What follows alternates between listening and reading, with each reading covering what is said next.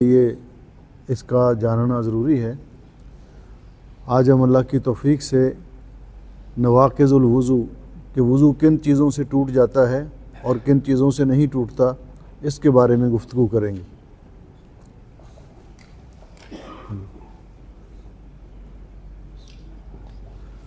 بسم اللہ الرحمن الرحیم۔ الحمدللہ رب العالمین والصلاة والسلام علی سید الانبیاء والمرسلین نبینا محمد خاتم النبیین وعلی آلہ الطیبین الطاہرین واصحابہ الغر المیامین ومن تبعہم بإحسان الی یوم الدین، اما بعد۔ معزز سامعین و ناظرین، السلام علیکم ورحمۃ اللہ وبرکاتہ۔ آج کی اس بابرکت مجلس میں ہم اللہ کی توفیق سے نواقض الوضو یعنی وضو کن چیزوں سے ٹوٹ جاتا ہے اس کا تذکرہ کریں گے کتاب و سنت کی روشنی میں، کیونکہ وضو نماز کے لیے شرط ہے اور ہر مسلمان کے علم میں یہ بات ہونی چاہیے کہ وضو کرنے کا مسنون طریقہ کیا ہے اور کن چیزوں سے وضو ٹوٹ جاتا ہے اور کن چیزوں سے وضو نہیں ٹوٹتا۔ تو آج اسی موضوع پہ میں گفتگو کروں گا، کیونکہ نواقض ناقضۃ کی جمع ہے اور اس کا معنی توڑنے والی چیز۔ تو چونکہ وقت مختصر ہوتا ہے اس لیے ہم ٹو دی پوائنٹ بات کرتے ہیں کہ جن چیزوں سے وضو ٹوٹ جاتا ہے علماء نے ان کو چند چیزوں کے اندر محصور کیا ہے کتاب و سنت کی روشنی میں۔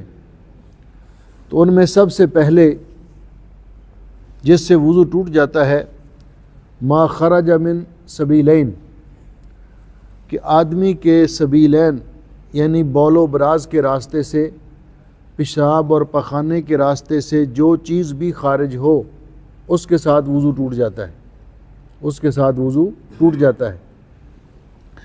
یہ چیزیں جو بول و براز کے راستے سے خارج ہوتی ہیں یہ کون سی چیزیں ہیں؟ تو ان میں پہلے نمبر پر بول، پیشاب۔ آدمی باوضو ہے، اس کو پیشاب کی حاجت ہوئی، اس نے جا کر پیشاب کیا تو اب اس کا وہ پہلا وضو برقرار نہیں رہا، اس کو استنجا کرنے کے بعد وضو دوبارہ کرنا پڑے گا۔ دوسری چیز ہے براز یا پخانہ، جس طرح کہ اللہ سبحانہ و تعالیٰ نے قرآن پاک میں فرمایا او جاء احد منکم من الغائط۔ تو غائط کا لفظ جو ہے یہ قضائے حاجت کے معنی میں ہے، یہ بول و براز دونوں کو شامل ہے۔ تو اس لیے جن چیزوں سے وضو ٹوٹ جاتا ہے وہ پیشاب ہو یا پخانہ ہو، ان سے وضو ٹوٹ جاتا ہے۔ تیسرے نمبر پر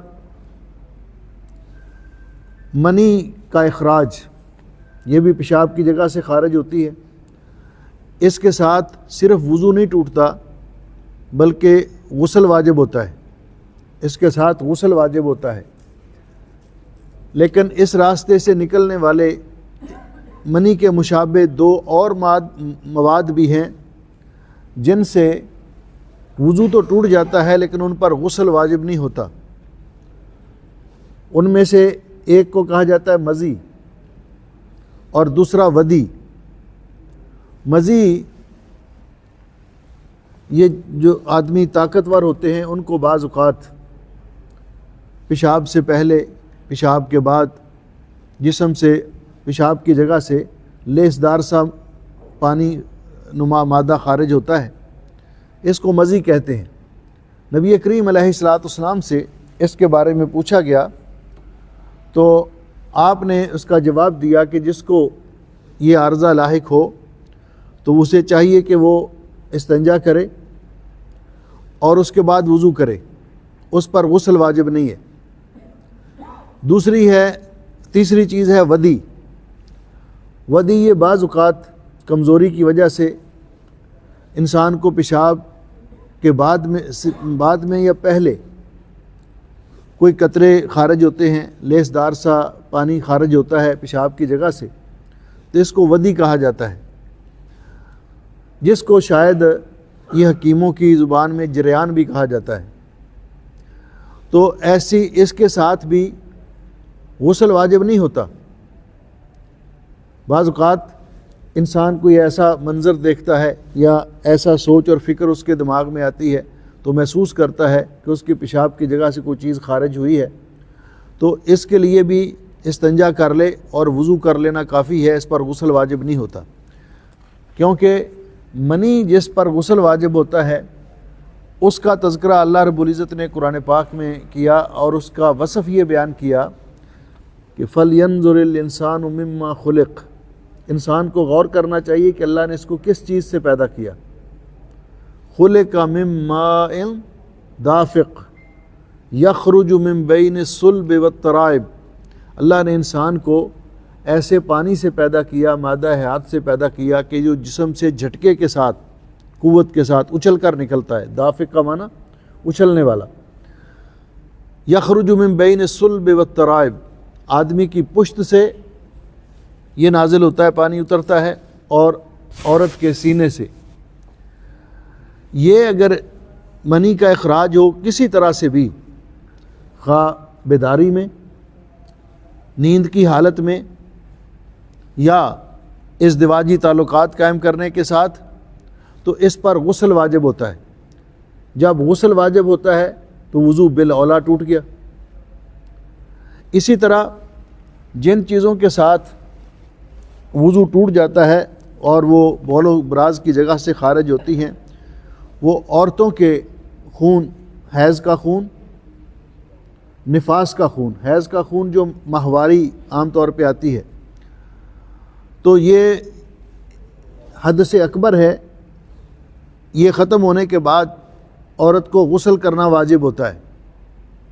اسی طرح نفاس کا خون، وہ خون جو بچے کی ولادت کے بعد آتا ہے، اس کی زیادہ سے زیادہ لمٹ جو بیان کی جاتی ہے وہ 40 دن ہے، لیکن اس کے لیے پیمانہ یہ ہے کہ جتنے دن وہ خون آئے، عورتوں کی عادت کے مطابق ہوتا ہے۔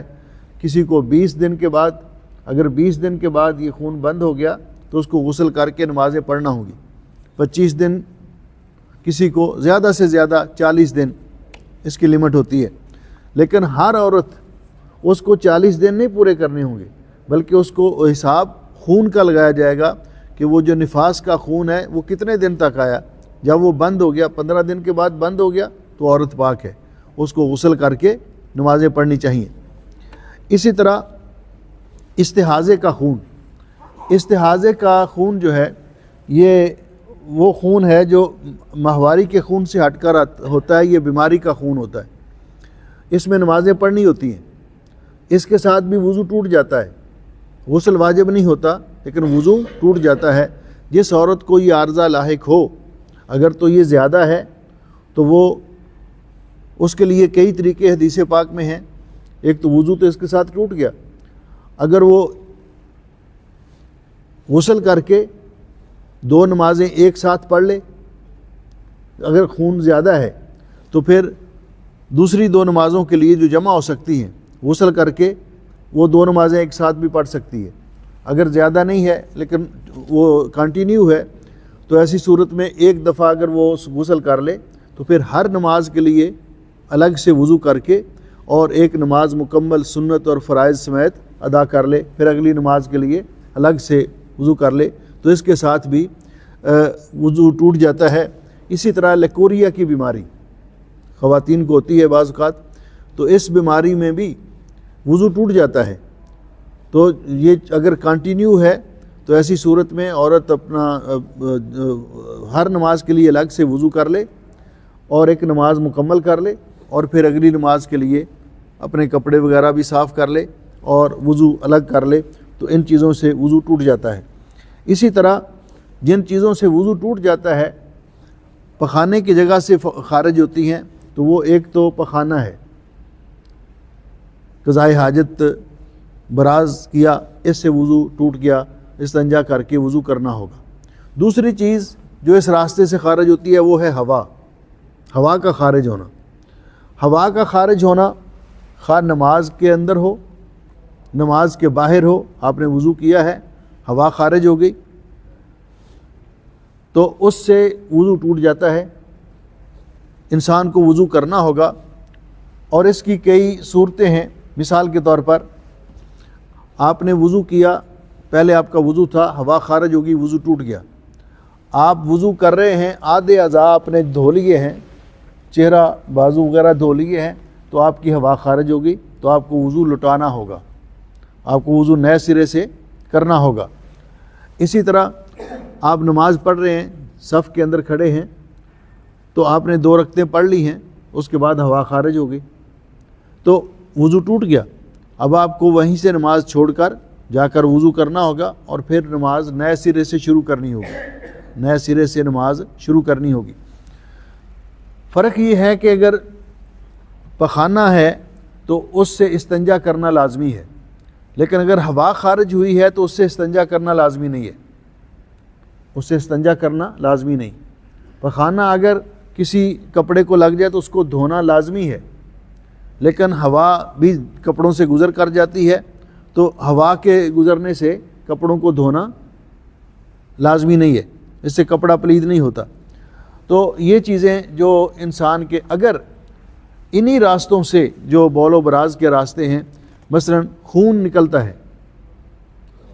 بواسیر ہے، اللہ تعالیٰ صاحب کو کسی کو عافیت، سب کو عافیت بخشے، تو جو اگر اس راستے سے خون نکلتا ہے تو اس کے ساتھ بھی وضو ٹوٹ جاتا ہے، نئے سرے سے وضو کرنا ہوگا. اس کے علاوہ اگر جسم کے کسی حصے سے بھی خون نکلے سبیلین کے علاوہ، تو اس کے ساتھ وضو نہیں ٹوٹتا، خواہ وہ خون تھوڑا سا ہو، خواہ وہ نکل کر بہہ جائے. اس کے دلائل میں انشاءاللہ بعد میں ذکر کروں گا. تو دوسری چیز جس کے ساتھ وضو ٹوٹ جاتا ہے، حدیث پاک میں آتا ہے کہ رسول اکرم سے حضرت ابو ہریرہ رضی اللہ تعالیٰ عنہ روایت کرتے ہیں کہ رسول اکرم صلی اللہ علیہ وسلم نے فرمایا، لا يقبل اللہ صلاۃ احدکم اذا احدث حتی یتوضا. جب کوئی آدمی بے وضو ہو جائے تو اس کی نماز اللہ تعالیٰ